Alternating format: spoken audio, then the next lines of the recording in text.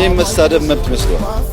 እኔም መሳደብ መብት አይደለም። እኔ ስሰደብ ፍርድ ቤት ሄጄ ሰዳይም ብዬ ማሳሰር ይችላል። ቴዲ አፍሮ በእስራኤል ኤምባሲ ምን ያደርጋል አላችሁን? እንግዲህ ከአምባሳደሩ ጋር ከባለቤቱና ከማናጀሩ ጋር ሆኖ እየተወያየ ነበር። ሁሉ ጊዜ ለሀያላን መንግስታት ቅሬታችንን እናሰማለን። ቴዲ አፍሮ ስለ ኢትዮጵያ ሲዘፍን ስለ ኢትዮጵያ ሲናገር ከልቡ ነው። እነ ዶክተር አብይ ግን ፕሮቴንት ነው የሚያደርጉት፣ ድራማ ነው የሰሩት።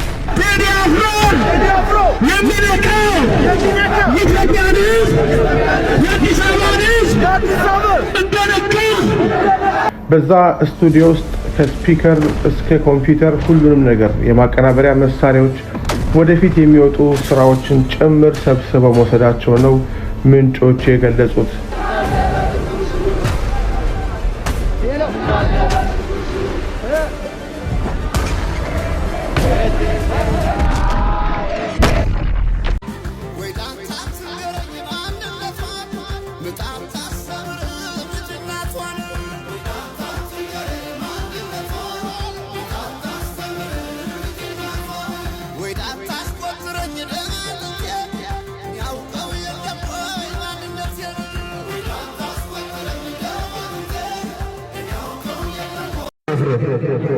ቴዲ አፍሮ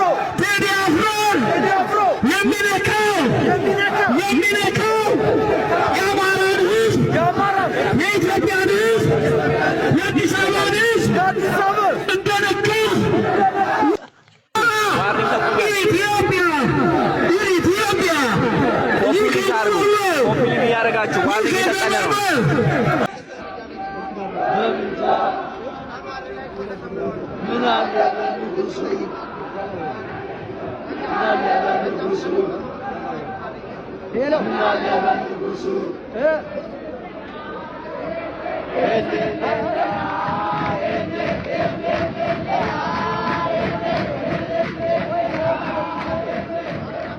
ቴዲን ካነሱት ድፍን ትገለባበጣለች ኢትዮጵያ። ሙሉ ህዝብ ለምን እንደሆነ ይናገራል። ምክንያቱም ከልቡ ቴዲ አፍሮን የሚወደው ኢትዮጵያዊ ብዙ ነው። ስለዚህ አይፈራል፣ ድፍን ገልብጦ ይወጣል። ስለዚህ ምን አሰባችሁ? መጀመሪያ እስቲ በወዳጆቹና በምክትል ማናጀሮቹ ምናምን አስረን የህዝቡን ድምፅ እንስማው። መሀይም ስለሆናችሁ አስተሳሰባችሁን እናውቀዋለን። መሀይም ስለሆናችሁ ድምፁን ምንድነው ያደረጋችሁት? መጀመሪያ በእነሱ እንስማው። ህዝቡ ዝም ካለ ወደ ቴዲ እንሄዳለን። ስለዚህ የቴዲ አፍሮ ለኢትዮጵያ ነው ድምፅ የሆነው። የኢትዮጵያ ህዝብ ድምፆ ደግሞ ምላሽ መስጠት አለበት። ምክንያቱም ሁላችሁንም መንግስት ሊያስር አይችልም። ድፍን ኢትዮጵያዊን መንግስት ሊያስር አይችልም። ግማሽ ኢትዮጵያዊን ማሰር አይችልም። ኢቭን 5 ሚሊዮን ህዝብ አንድ ከሆነ መንግስት ማሰር አይችልም። 5 ሚሊዮን የአዲስ አበባ ልጅ አንድ ከሆነ መንግስትን ሽንት ማሸናት ይችላል፣ መቀየር ይቻላል። በዘፈን ምንም የሚመጣ ነገር የለም ስትሉ አልነበር እንዴ? ረስታችሁት ይሆን?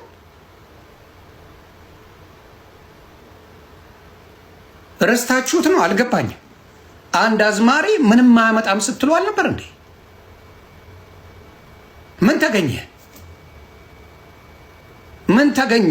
አንድ አዝማሪ ምንም ማያመጣም፣ ምንም የሚፈጥረው ነገር የለም ስትሉ ነበር እኮ።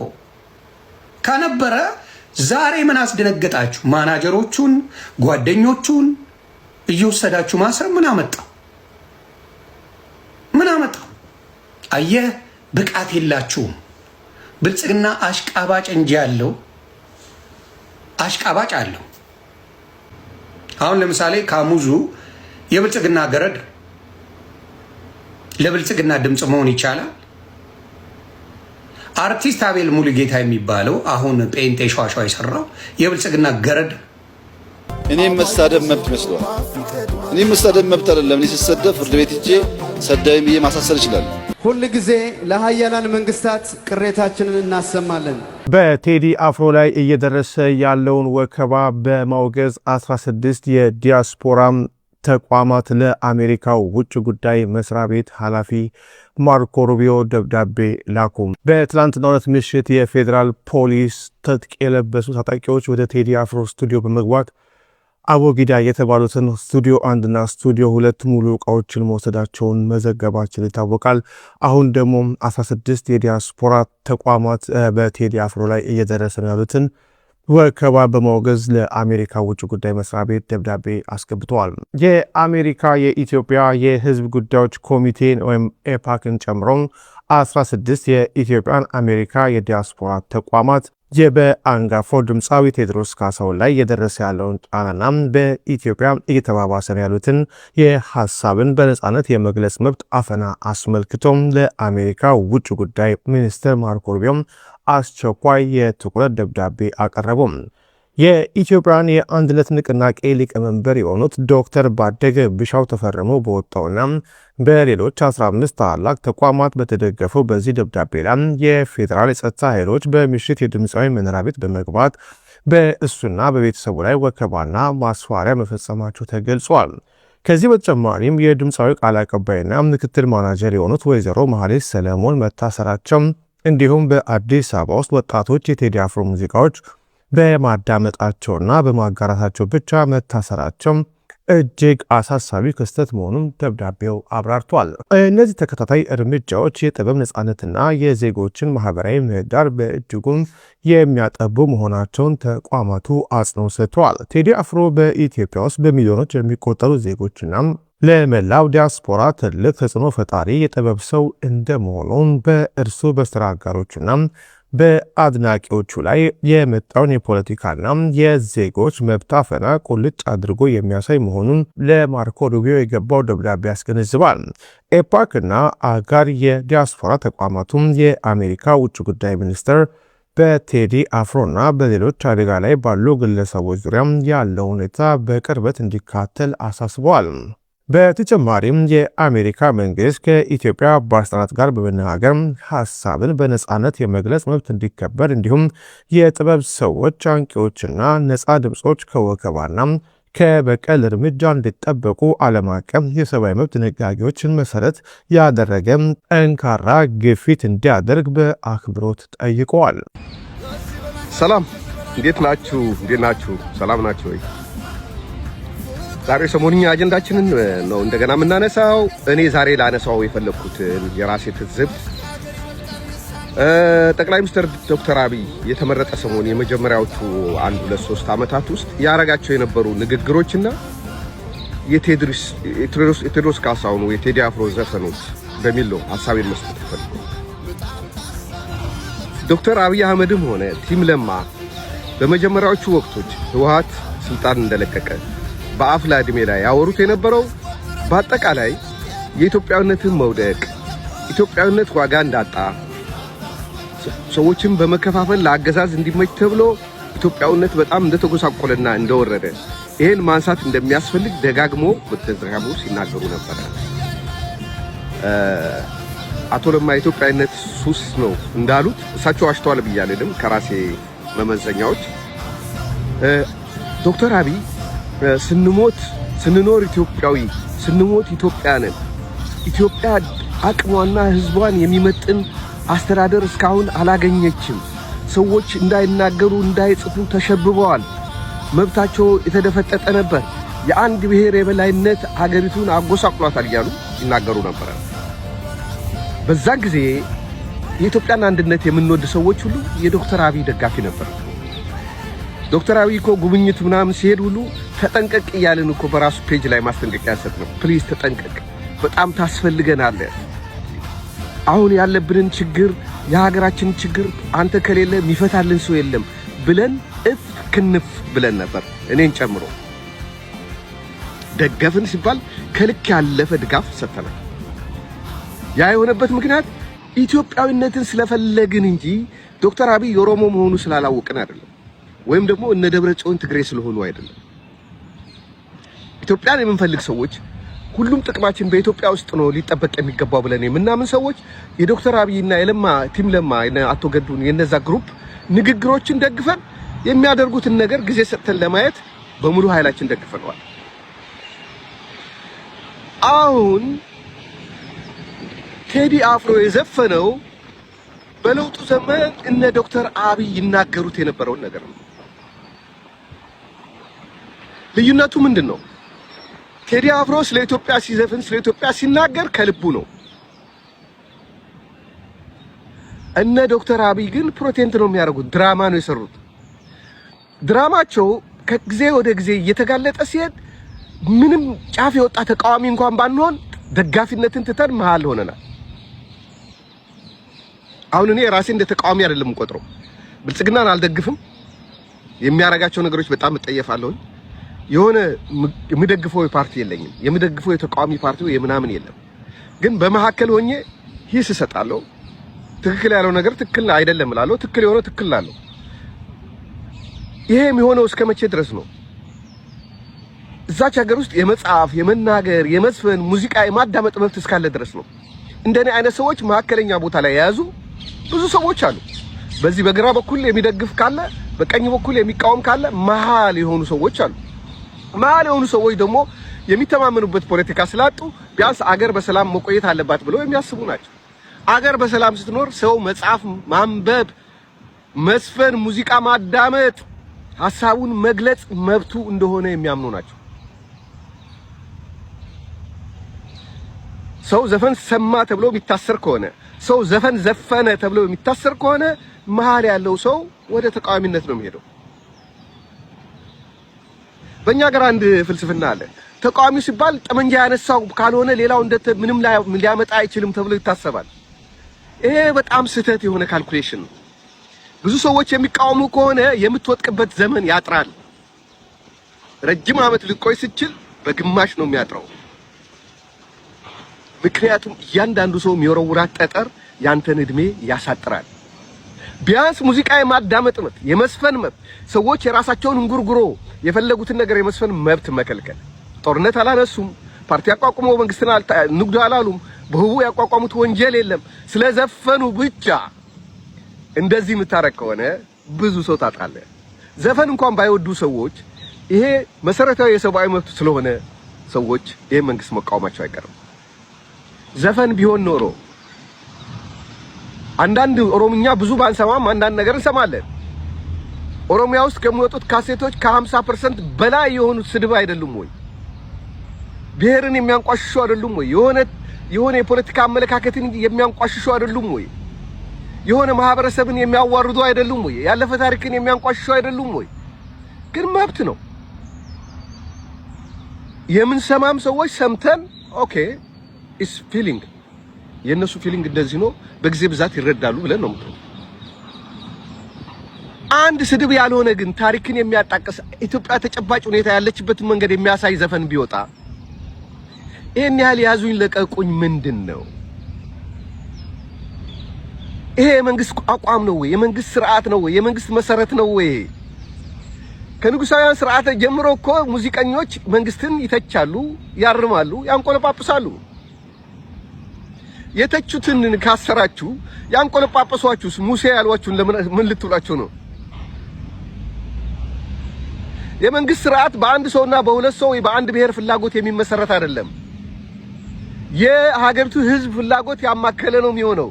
ህዝቡ ሙዚቃ የማዳመጥ፣ የመስፈን፣ የመጻፍ፣ የመናገር መብቱ ካፈንክ መንግስት አይደለህም፣ ገዢ ነህ። ገዢ ደግሞ እድሜው አጭር ነው።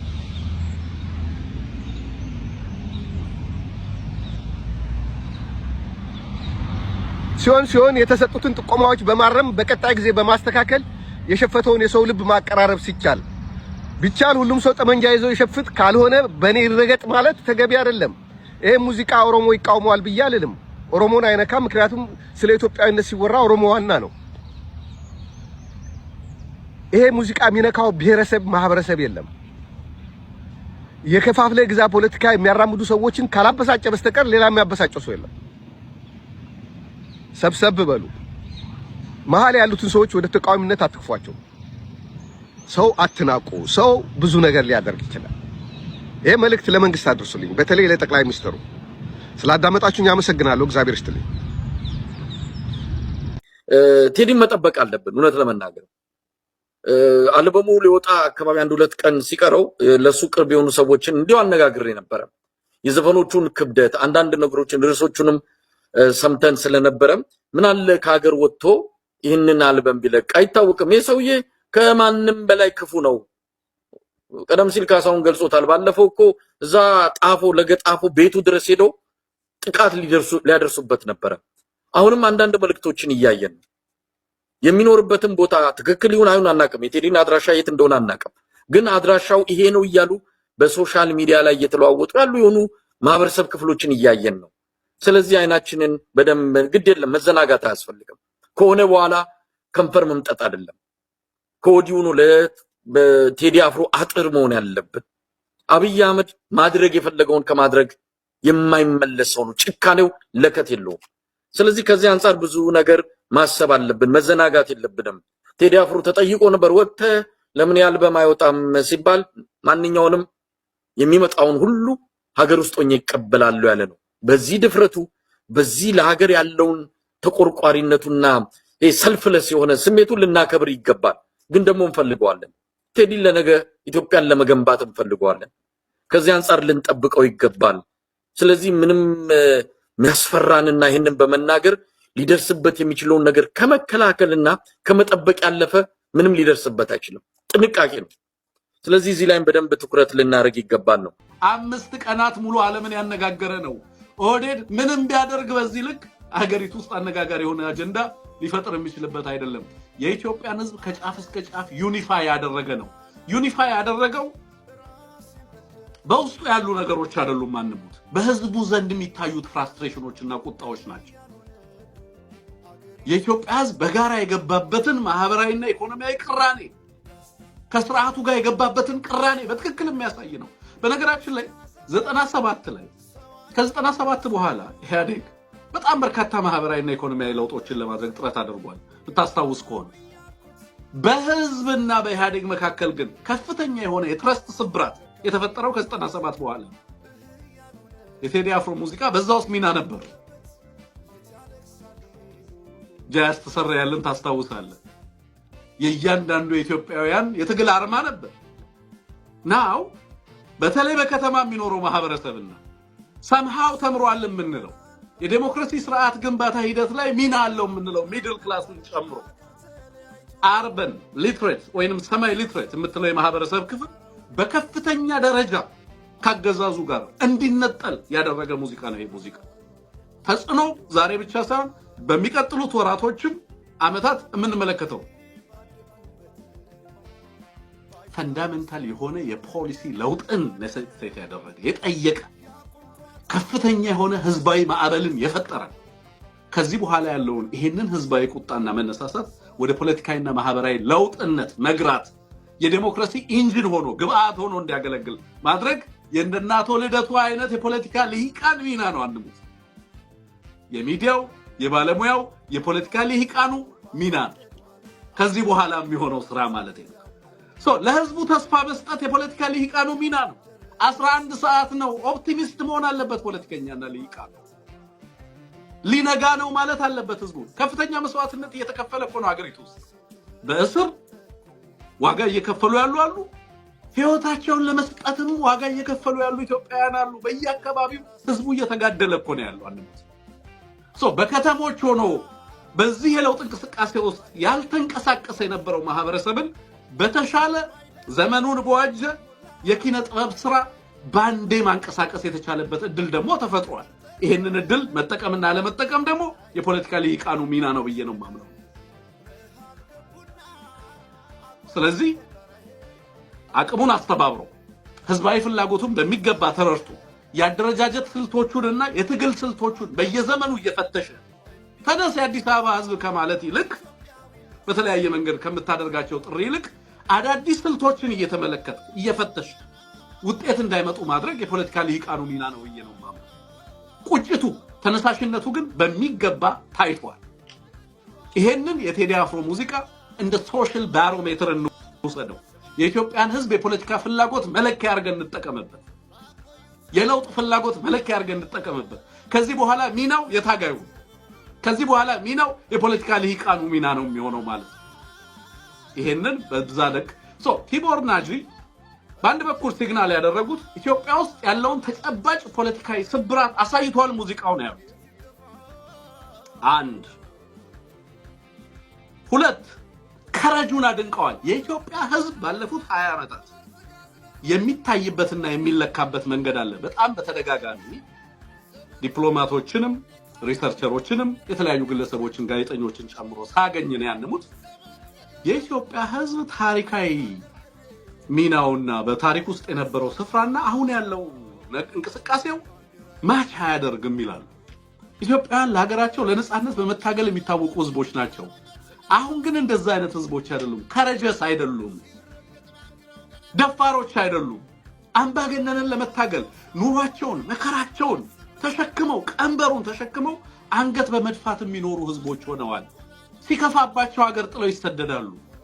ሲከፋባቸው በየባህሩ በየበረሃው በየሐሩሩ ይወድቃሉ።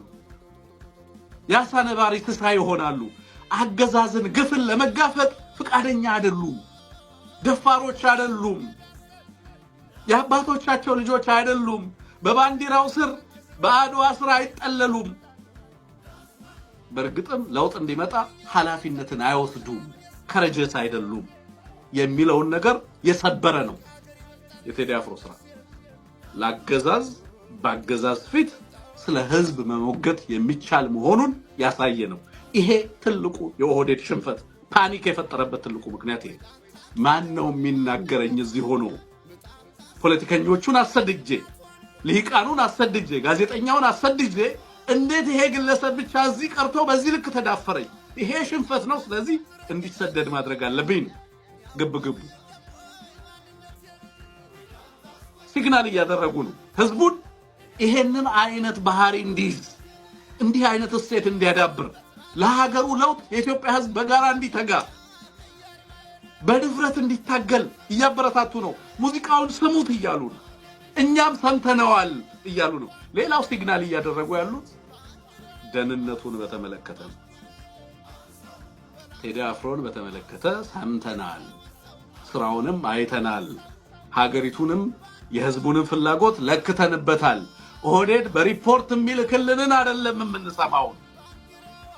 አምባሳደሮቻችን ዲፕሎማቶቻችንን ስንልክ የምትነግሩን አይደለም እውነታው የኢትዮጵያ ህዝብ በዚህ ሙዚቃ ስሜቱን የገለጠበት መንገድ ነው እውነታው። ስለዚህ ግለሰቡንም ስራዎቹንም የኢትዮጵያንም ህዝብ ድምጽ ሰምተናል ነው እያሉ ያሉት አምባሳደር ቲቦር ናጂ። it just signals that ያንን ነው ሲግናል የሚያደርገው። ስለዚህ ኦህዴድ በቀጥታ ቴዲ አፍሮን መንካት ዝንቡን መንካት አይችልም፣ ጫፉን መንካት አይችልም። ዓለም አቀፉ ማህበረሰብ ዲፕሎማቱ ሁሉም እየተመለከተው። ስለዚህ ምንድነው የሚያደርገው? ዙሪያውን እየዞረ ይጮሃል። ዙሪያውን እየዞረ ጓደኞቹን እሱን በስነ ልቦና ጥቃት ውስጥ እንዲቆይ ቤተሰቡን በዛ አይነት ስሜት ውስጥ እንዲቆይ ለማድረግ ዙሪያውን እያንዣበበ እያጠቃ ነው ጀመረ ማለት። በዛ ውስጥ በአንድ በኩል አረፍ ያልተቀመጥኩም ማንም ተዳፍሮኝ ዝም ብዬ ያልተቀመጥኩም ይሄው ምላሽ እየሰጠው ነው የኢትዮጵያ ህዝብ እንዳይዳፈረኝ ለማለት። አትድፈሩኝ፣ ዛሬም አንበሳ ነኝ፣ ዛሬም ንስር ነኝ እያለ ጸጉራም በጋ አይደለሁም እያለ ነው። እንደ ጅብ ዙሪያውን እየዞረ እያጠረ ቴዲን በስነ ልቦና እንግዲህ ጅብ የቱንም ያህል አንበሳን ቢዞረው አንሞት አንበሳነቱን አይተው